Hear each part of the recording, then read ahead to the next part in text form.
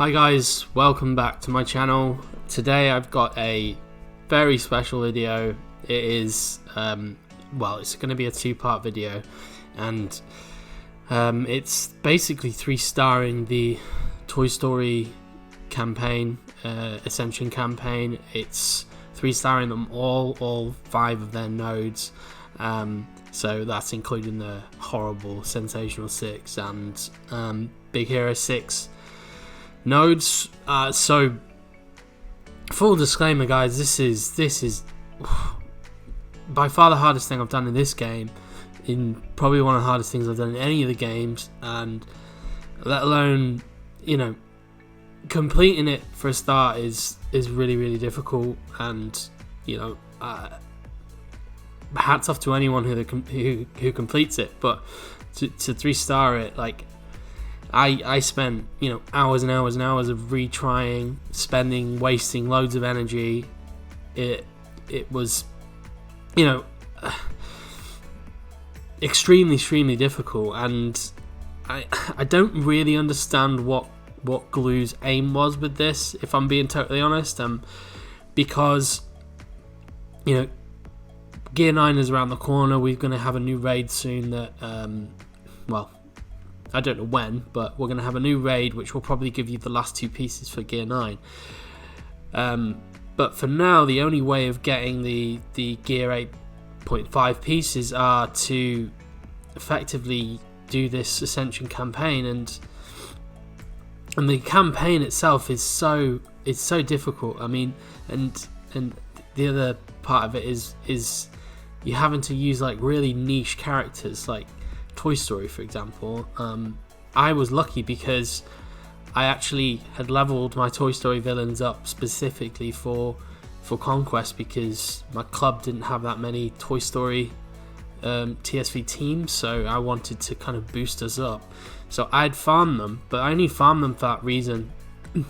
No one's really gonna farm these characters out of their free will.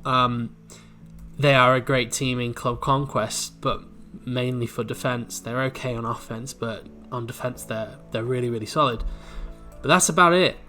You're not going to farm them for anything else. So for Glue to come in and just make it as difficult as they've made it, with as niche characters as they've chosen, it just doesn't feel right. And this is the only way we're getting Gear 8 pieces. So unless you're paying for it, so it's clearly not intended for people that are free to play, I guess.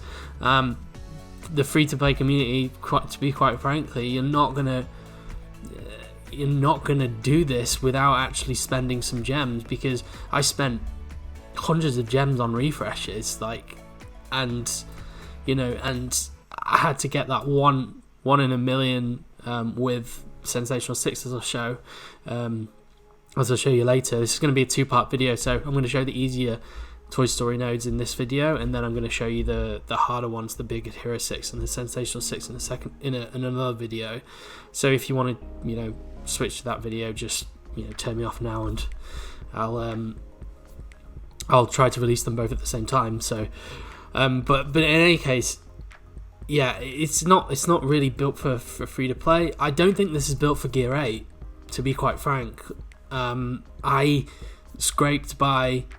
It's not going to look that way in some of them, because there is genuine strategy you can apply, but in the Big Hero 6 one and in the Sensational 6 one, you literally need the stars to align. So anyway, I'm rambling on.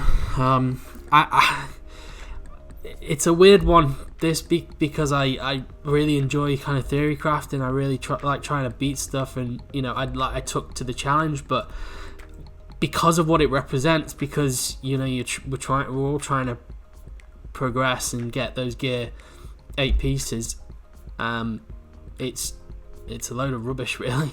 And let alone the drop rates. It's 14 energy for one of these nodes. The drop rate's probably about 20%. So in your 140 energy that you're going to use on this, you're probably only going to get 2 shards of gear pieces you need like 300 for. So I don't get the direction that Glue went with this. Sorry, I'm ranting a little bit because it's frustrated the hell out of me. And yeah, it is what it is, but fortunately today I'm being able to share something with you that shows you that you can just complete it without it shows you that you can do it. Whether you do it successfully and efficiently is another matter. I'm going to show you how I did it, and as I say in some of these videos, the stars aligned. You're relying on RNG. But in any case, I'll show you the team. I'll just quickly flip to the team that I used for this Ascension campaign. Right, so what I used here is Lotso, Big Baby, Zerg, Chunk, and Bo Peep. In a few of these videos, my Bo Peep was actually only Gear 6. I took her up to Gear 7, and that's what got me over the line for Big Hero 6. But for the most part, it's pure Gear 8. There's no Gear 8.5 pieces or anything on them. And I didn't switch stones. I'm not a fan of switching stones. It's a waste of gold. Maybe for this purpose it wouldn't have been, but I can tell you I'd have been banging my head otherwise. I would have been banging my head anyway. But this is the team I use. Lotso, Big Baby, Zerg, Chunk, and Bo Peep. Chunk has to have this health stone. He is super important for soaking up the damage initially. You're gonna realize that you actually need to go into round 3 of these battles with your spells charged, and to get your spells charged you're gonna have to take hits, and Chunk is the only one in this team that can take a hit unless you apply offense down to the characters, which in some of the videos I do, and I'll show you that. And then Zerg is you have to have the offense stone. He is the premier damage dealer here. He is the reason you're going to be able to one-shot and actually make it through some of these nodes successfully because of his ability to just delete characters. And then Lotso and Big Baby. Ideally, Big Baby, you want an offense stone on him. He really hits hard. I have a crit chance stone on just because that was the stone I had given him. I didn't have the offense stone to spare. And then Lotso heals. He's a really good healer passively and through some of his with one of his specials. But if you probably want speed on him here really, because he's just a little bit slow. He has a great ability which lands fear, but other than that he doesn't really do a lot. So he's there to land a bit of fear. Actually I'm probably doing him a disservice here. Lotso passively gives other characters turn meter. I think in fact I'll just show you this ability. So on Lotso's passive, where is it? When he's dealt damage, he actually increases speed meter of each allied Toystory villain. Now you'll see this actually comes in clutch at times because if he's the one that takes damage, he's just basically going to speed up your team, and if you've got Chunk to go next, he's going to be able to potentially taunt and bring away the damage from himself. So he's and obviously like when you get into the final stages of these nodes, if he's the one that gets damaged and not killed, then he's going to speed up the rest of your team to take turns and actually get in those moves, those big moves that you're going to need to land quite near the start, as you won't actually be able to complete it. So anyway, that's the team I used, and I feel like I've been rambling on for a little bit too long. Let's just jump into the footage. Okay guys, so the first node is a frozen node. Now the thing you need to watch out for here is Elsa. She can just delete characters. So the spells you want to take in are Duke Kaboom and Slumber. Slumber is so important for this node, and you're going to see why. You're basically going to stop Elsa from taking a turn. One thing I did forget to mention is the reason using Bo Peep here is for her leadership. She gives 20% offense to Toystory characters with that leadership, so that's why I'm using her here. So in these first two waves, it's really about setting you up for the third wave. And as I mentioned previously, you are actually gonna want to get your characters hit. So what I do here is aim to taunt with Chunk.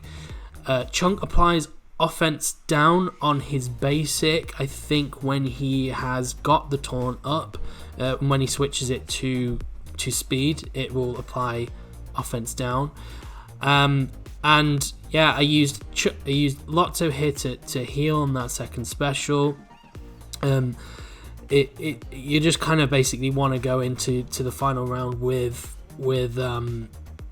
effectively Chunk taunting, so he's going to be the one that soaks up any damage first. And as you can see, my spells are going to be charged in this final round, which is fantastic. I'm going to use Duke Kaboom on Kristoff, and then I'm going to slumber Elsa. And with Elsa in slumber, she's pretty much out of the action.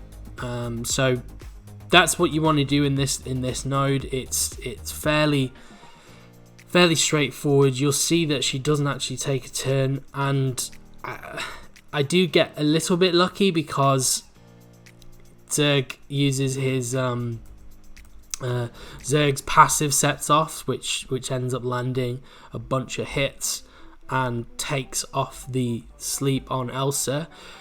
However, what happens is Lotso is the one to then get hit next, and what I mentioned about Lotso's passive is when he gets hit, it actually gives turn meter to the teammates, so I actually end up being able to take a turn before Elsa goes again, and then my spells charge and I am able to sleep her. So it's not an easy battle. It looks easier than it is. This can so easily go wrong, and you're going to see at the end when Elsa does take a turn, she uses Show Yourself and nearly deletes my team.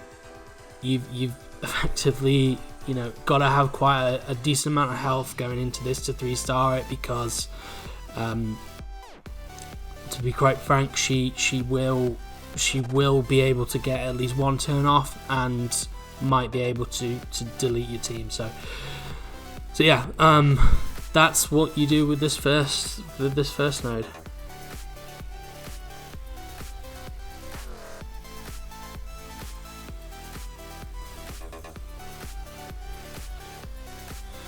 Okay, so this second node we're going to talk about is the Beauty and the Beast node. Now, this is kind of similar to the Frozen node in the sense that you really just need to watch out for Beast. Beast can't really take a turn. If he does, he might use his jump ability, which is going to absolutely just 100% delete someone, or he's going to use Get Out, which is then going to give Belle a turn, and Belle is going to then call him to assist, so you're going to be off to a terrible start. So you really do need to effectively control Beast before he takes a turn, or get rid of him, and you'll see in this video that I do the latter. Now, I mentioned to you before, it's really quite important to charge your spells before going in. This one absolutely, because you're not going to be able to delete Beast without landing a vulnerable or critting with Zerg. The aim to go into this last phase is to make sure that Zerg is the person to go first. Now, this is not easy.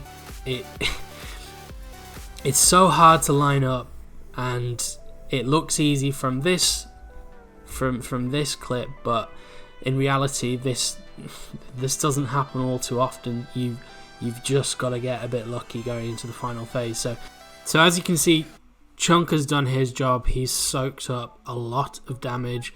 Those archers can hit quite hard, and if they were going to hit any of the other characters, they could easily kill them. Lotso's done his job as well. He's managed to heal the team a little bit, heal up Chunk. You're setting yourselves up really, really well here because you've got your Slumber and your Duke Kaboom ready. So fortunately, you're going to go in with Zerg first, and as you're going to see, Zerg pops off his initial Iron Blaster, and he does quite a bit of damage in that opening volley. And then you're gonna basically land the vulnerable with Duke Kaboom, and then you're gonna delete him with Zerg Vision, as you can see. After that, it's really about controlling the rest of the field. You can see that I land a Slumber on Bell, and then I just focus down Cogsworth. Cogsworth randomly can hit for 13k in this node. It's kind of bizarre. In the same vein, Mrs. Potts can also hit really randomly, really hard. So she's the one I try to focus next. But yeah, it doesn't look that difficult, but you just have to be wary really of what's going on, because these guys still actually can do quite a bit of damage regardless. So but in any case, it's manageable. It really is just about getting rid of Beast. Not easier said than done to line all this up, but once he uses that Iron Blaster, he does enough damage to Beast for you then to use Duke Kaboom and delete him in one shot, and that's the aim here. So that's the Beauty and the Beast mission. Now I'm just going to move on to the Hercules. Actually, not Hercules. It's the Mythicals mission without Hercules. So that's one saving grace here. It makes it a little bit easier not having to have a supercharged Hercules to fight against. So okay, so initially you're just gonna want to get yourself set up for that final round, taking a little bit of damage. Unfortunately, in this first level, they don't hit too hard, so you can take a hit or two from these spooky things. I don't know what they are, but they don't hit you hard enough. The archers in this second round, you do have to be careful of. If they actually do hit, they can sometimes one shot if they crit. So as you can see, my Lotso took a big hit. He just about survived, but the main thing is you're seeing these spells at the bottom getting charged, and as I say, you need to go into these final rounds with these spells charged. So going into this final round, I had my spells charged. I put Slumber on Hades, and I had plans to actually use Duke Kaboom on Panic and Pain, but unfortunately they went stealthed.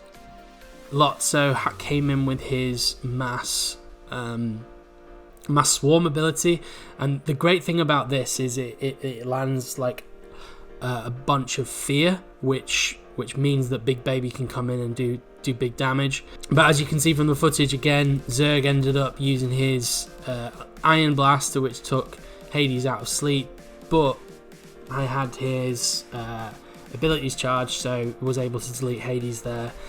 You're not it's not over just yet. Once you've got to this stage, unfortunately, Panic and Pain just hit extremely hard. If they started to transform into a character, they hit for like 7 to 13k on basic if they transform into Chunk, for example. So you just have to be wary of them. I wanted to kill them next, but wasn't able to get to them because of the taunt on Pegasus. But for the most part, with Hades gone, it is a bit more manageable. Just aim to take out Chunk. You want him to be out of transformation as well, because he does a lot less damage when he is in his, when they are in their regular self. Stasis in Chunk here is absolutely fine. I'm happy with that. And yeah, as you can see, it's one way track at this point. Pegasus, the other thing is Pegasus' big move actually does do quite a chunk of damage, but at the same time, you know, if you've got enough health to begin with, he did it nearer the start, it's not too concerning. So it looks easy, but I'll be honest with you, this is not an easy mission either. And yeah, it really is all about that control that you gain from slumber and being able to land those big hits on vulnerables, and you know, maximizing your use of spells and going into that final round with charges. So that's the 3 of the easiest Toy Story missions in this video. Now, I wanted to do separate videos, I want to do a separate video for the other 2 missions, just because they are so much harder, and really the stars had to align for those. So, but in any case, I hope that the strategy is kind of outlined for these first 3, or the 3 easier nodes in this Ascension campaign. And yeah, if you guys have any questions so far or anything, please leave them down in the comments. I am not going to be doing another video. I will not be going to 3-star this again with a different team. Quite frankly, I don't want to figure out strategy of how to do this with Buzz or Woody. This is what I went with, and it's just that difficult that this is what I generally would suggest to everyone going into these missions. The Lotso event is back soon, so go get him if you can. I do think you could be able to swap in Buzz here to his job, but you know, his ability to heal, to give turn meter to the team, and to inflict fear, which supercharges Big Baby for his damage, then you know, I just think he is an excellent character for this all round. So, but in any case, I hope you enjoyed the video. Sorry, it's a bit of a long one because of my rant at the start, but I just felt I needed to get that off my chest. I felt frustrated by this whole thing, and the fact that Ascension is just so I guess free to play and friendly, and you know, it's basically it's not a campaign where you can unlock characters. You know, it's not an efficient way of getting gear pieces to level your characters up. It's just going to take months and months and months. Maybe that was what intended by Glue, but with all the packs that they put in store, you know, constantly, it just feels to me like another way of another money grab, essentially. So, but in any case, that's the video. That's this video here.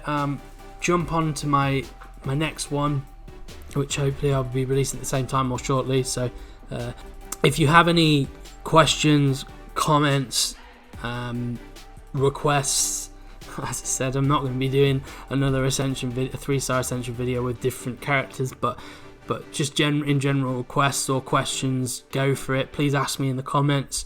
I really hope you enjoyed this video, and yeah, please like and subscribe. It helps the channel immensely. You know, I want to get my information out there. I want to get my message out there. I feel I feel for the community on this one, because it's so unbelievably difficult, and I just want to help as much people as I can, really. So anyway, thank you for watching, and I'll see you in the next video, or in my Big Hero 6 and Sensational 6 video. So thanks, guys.